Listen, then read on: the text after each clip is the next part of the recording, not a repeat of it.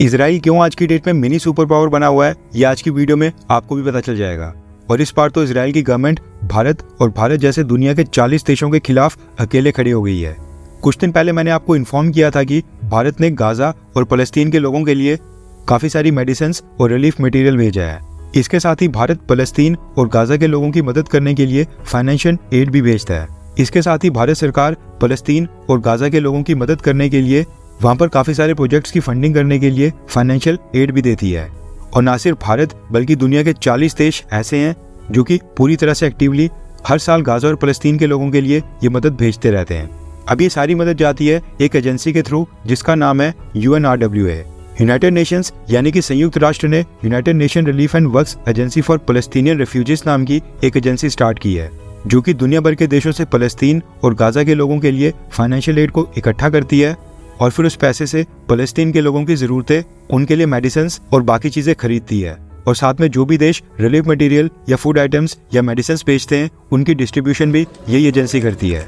भारत की तरफ से भी फलस्तीन के लोगों के लिए जो भी फाइनेंशियल एड दी जाती है, इसमें भारत भी काफी बढ़ चढ़कर कंट्रीब्यूशन करता है। और भारत की सरकार $5 मिलियन हर साल UNRWA की एजेंसी के अकाउंट में डालती है और ये पैसा गाजा और फलस्तीन के लोगों के ऊपर खर्च किया जाता है। इजराइल की सरकार पिछले काफी सालों से दावा कर रही थी कि भारत और बाकी देश जो भी ये फाइनेंशियल एड और पैसा UNRWA एजेंसी को दे रहे हैं, ये सीधा सीधा हमास के आतंकियों के पास जा रहा है। इजराइल का कहना है कि UNRWA की एजेंसी में जो भी लोग गाजा और फलस्तीन में काम कर रहे हैं, उनके बीच हमास के आतंकी भी काम कर रहे हैं।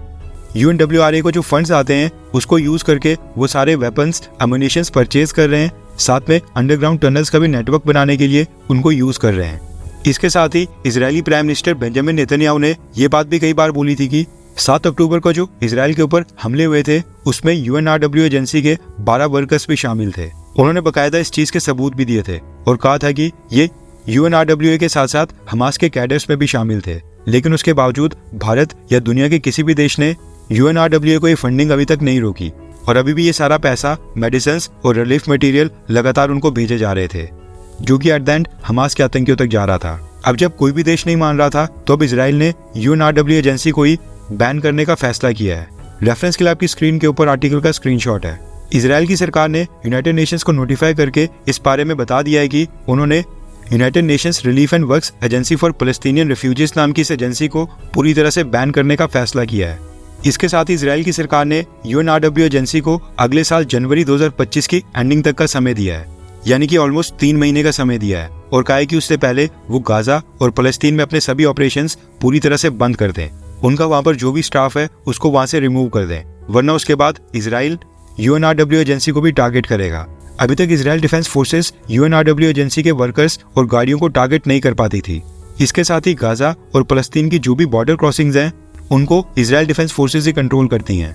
इजराइल के बैन करने का मतलब है कि भारत समेत जो भी देश गाजा और फलस्तीन के लोगों के लिए जो ये मदद भेज रहे थे, ना तो उनके बॉर्डर्स के अंदर एंटर होगी, वो गाजा या फलस्तीन के बॉर्डर्स के अंदर बिल्कुल भी एंटर नहीं होगी। और साथ में UNRWA का जो इजराइल में फाइनेंशियल स्ट्रक्चर है, बैंक अकाउंट्स है, वो भी पूरी तरह से बंद कर दिए जाएंगे। इसके साथ ही इजराइल की सरकार ने अपनी स्टेटमेंट में ये भी कहा है कि ये जो UNRWA एजेंसी है ये एक सॉल्यूशन नहीं है बल्कि प्रॉब्लम का पार्ट है।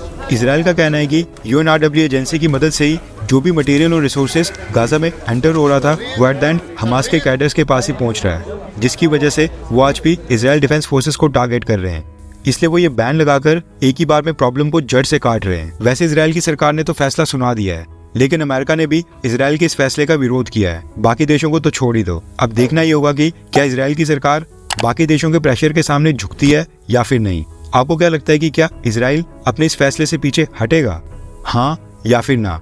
नीचे कमेंट करके अपनी राय जरूर बताएं।